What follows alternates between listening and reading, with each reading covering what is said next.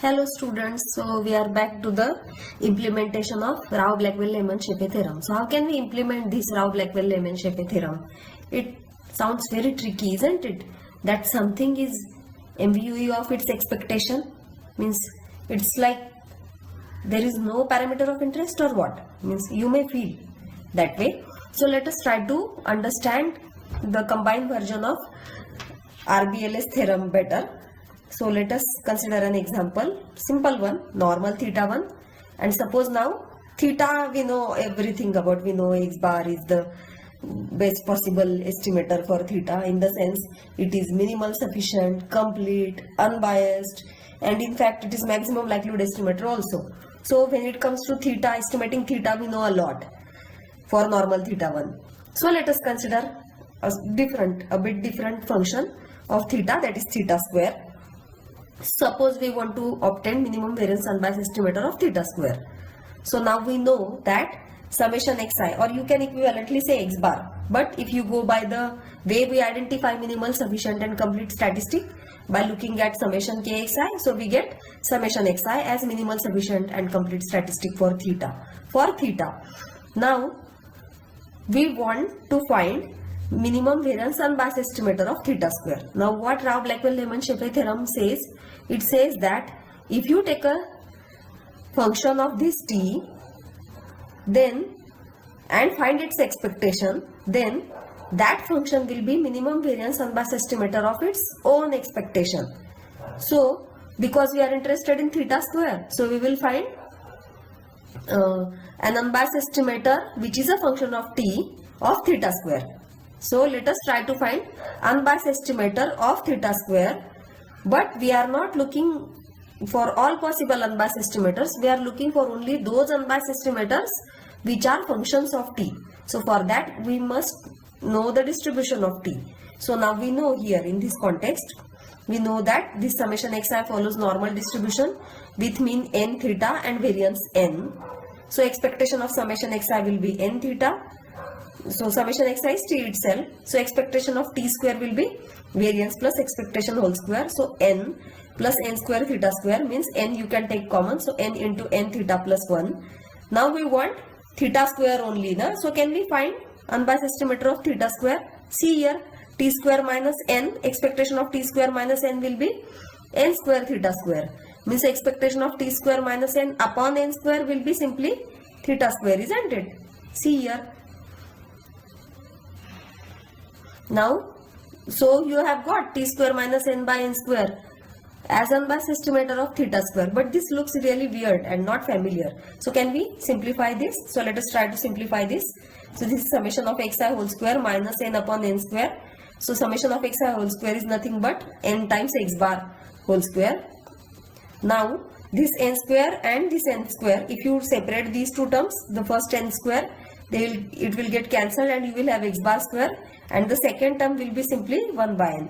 So you got x bar square minus 1 by n. So this is nothing but a function of summation xi, and so this, by the Rao-Blackwell-Lemon-Shepe theorem, this is minimum variance unbiased estimator of its own expectation. But what is the expectation of this? Its expectation is nothing but theta square, and so this is minimum variance unbiased estimator of theta square. So see, this is how easy the implementation of RBLS is.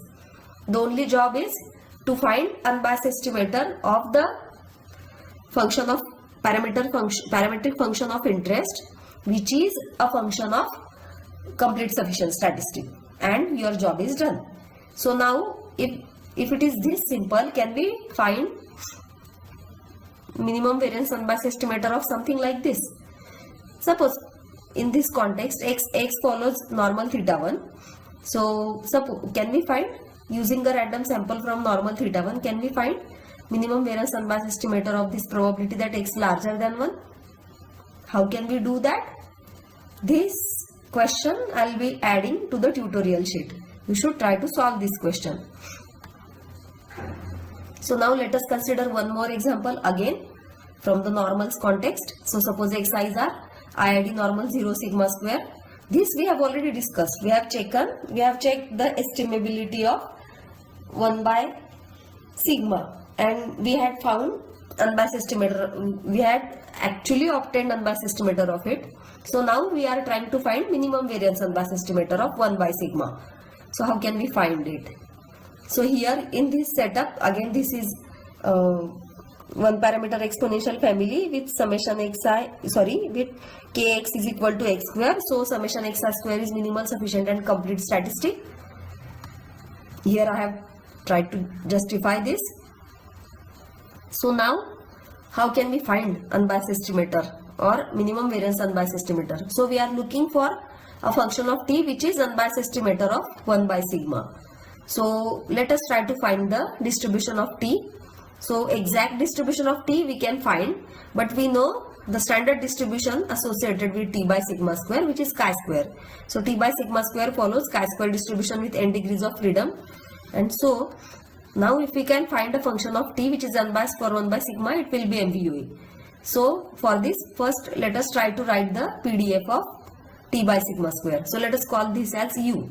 So the PDF of chi square distribution with n degrees of freedom is like this. So let us now try to obtain its moments, because its moments of u will involve sigma square as well. So let us find the moments. So expectation of u raised to k is this: 2 raised to k gamma n by 2 plus k upon gamma n by 2, provided that this n by 2 plus k should be positive, means n by 2 should be greater than minus k, means n should be greater than minus 2k. So as long as n is larger than this, so even if k is negative, we can still find the moment, means negative moments for this distribution exist. So let us take k equal to minus half. So what do we get? So the condition will be simply n greater than 1. So yes, you can safely assume n to be larger than 1. Then expectation of u raised to minus half will be like this. But u raised to minus half is nothing but u is t by sigma square. So it will be like this: t by sigma square raised to minus half equals this. So expectation of, this sigma raised to t by sigma square raised to minus half will be simply sigma. So this sigma I am taking to the denominator on this side. So you get, and this t raised to minus half can be written as 1 by root t. This gamma n by 2 root 2 gamma n minus 1 by 2, all this you can bring to this side. So what do we get is, this is unbiased estimator of 1 by sigma, and this is function of t. So I am calling this at phi of t. So this, which phi of t is equals this, is minimum variance unbiased estimator of sigma, of 1 by sigma. So do we always have complete statistic? Is it possible that we have a minimal sufficient statistic which is not complete? So let us see if that is possible. So here we discuss an example of minimal sufficient but not complete statistic.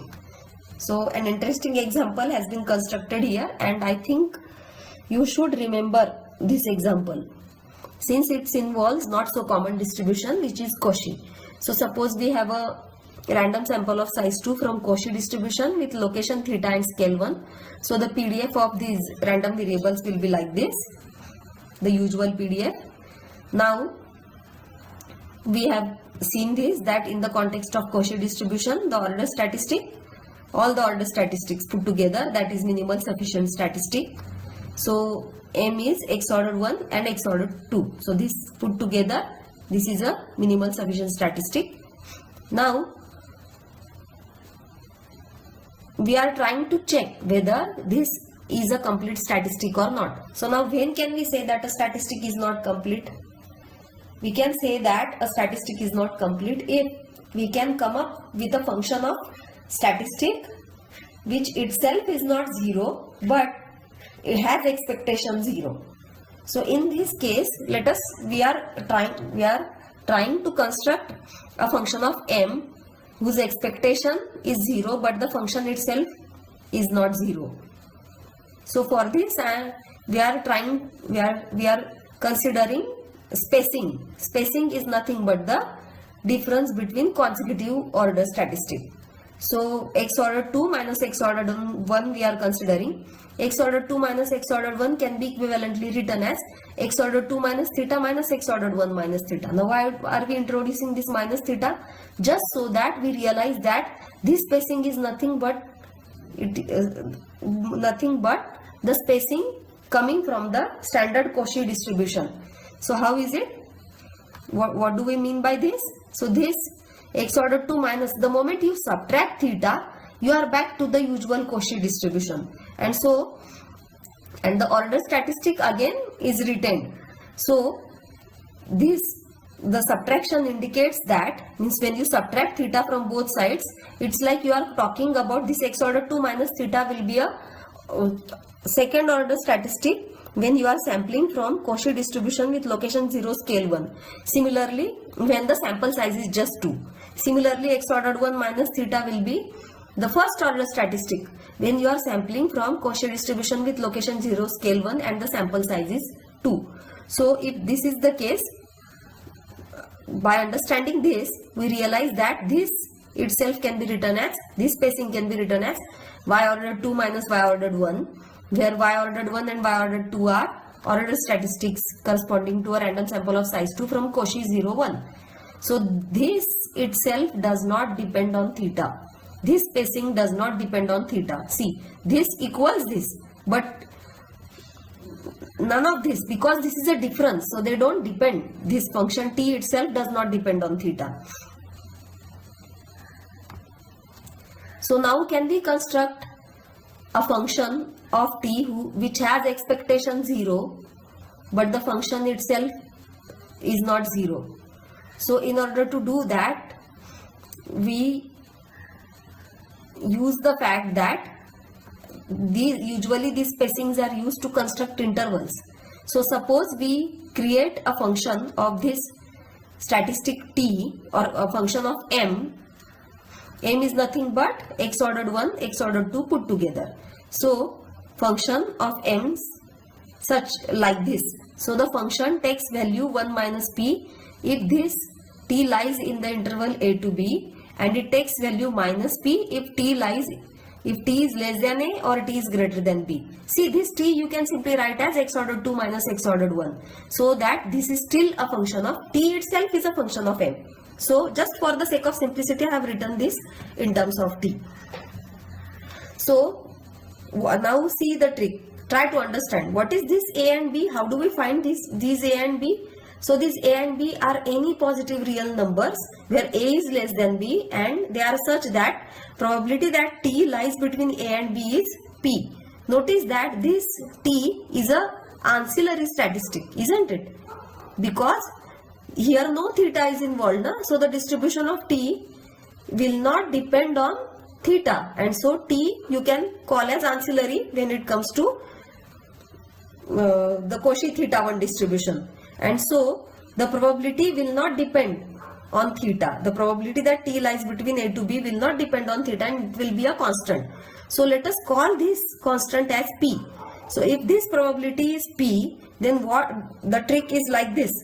The function takes value 1 minus p if this condition is fulfilled, and the function takes value minus p if either of these happens. Means if t is beyond this interval, the function takes value minus p. If t lies in this interval, the function takes value 1 minus p. So as a result, what happens? See, when you take the expectation, either t will be between a and b, or t will be less than a, or t will be greater than b. So in either case, see, this is how the expectation will be. It will be 1 minus p times probability that t lies between a and b, minus p times probability that t is less than a, and plus p times probability that t is greater than b.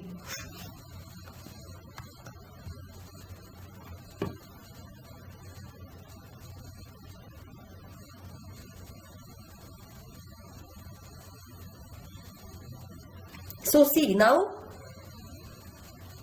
what will be the probability that t is less than a? See, notice that probability that t lying between a and b is p. So probability that t greater than a plus probability that, see this interval is continued, minus p times, this is common. So probability that t less than a plus probability that t greater than b, this total probability will be 1 minus p. So this will be 1 minus p into this p minus this p into this total probability is 1 minus p. So as a result, this expectation of this function will be 0. And this is true for every theta.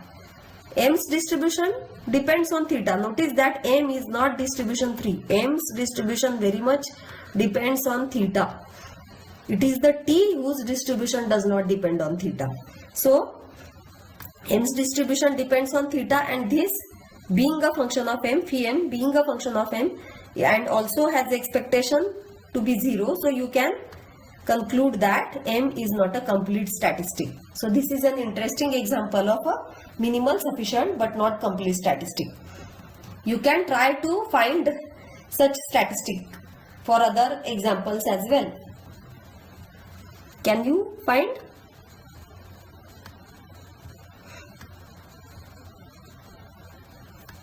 Now here comes an important theorem which gives or provides a necessary and sufficient condition for a function to be minimum variance unbiased estimator. So suppose we have a joint distribution, suppose we have a random sample whose joint distribution belongs to this family of distributions. So means the joint distribution is fx theta, where theta is in the parameter space. Now we are interested in the parametric function, say psi theta. So u psi is a class of all unbiased estimators of psi theta. So these unbiased estimators are based on this sample. So, and now suppose we are considering unbiased estimators of 0 as well. So we are looking for all those estimators whose expectation, all those functions of observations whose expectation is 0, and they are put together. So you will call them as unbiased estimators of 0. So now assume that t is an unbiased estimator of psi theta and the variance is finite, and variance of u is also finite. Then a necessary and sufficient condition for t star in u psi to be MVUE of psi theta is this: the covariance between t star and u should be 0. In short, an unbiased estimator of psi theta will be a minimum variance unbiased estimator of the same if and only if, see, the condition is necessary and sufficient. So if and only if it's uncorrelated with any unbiased estimator of 0. See, the condition holds for any unbiased estimator for every u in u node and for every theta in the parameter space. So if this is true, then t star will be minimum variance unbiased estimator of psi theta. So the condition is very interesting. It somewhat looks like an extension of completeness. So these conditions and these theorems, we are just going to study them and try to understand them without proving them. If time permits, I will definitely provide the proofs. So now suppose Ti is minimum variance unbiased estimator of psi theta. Now suppose you are dealing with multiple parametric functions and you are equally interested in them. So, or you are interested in the function of all these functions. So, and the thing is, you have MVUEs for each function separately. So can you use them to construct MVUE for a function of these functions?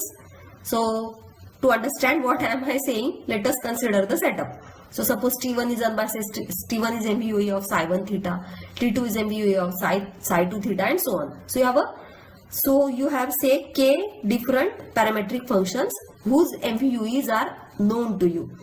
Then now you are interested in a linear function of these functions, say ai psi I theta. Then the result says that the same linear combination of the MVUEs will be MVUE for the linear combination of parametric functions.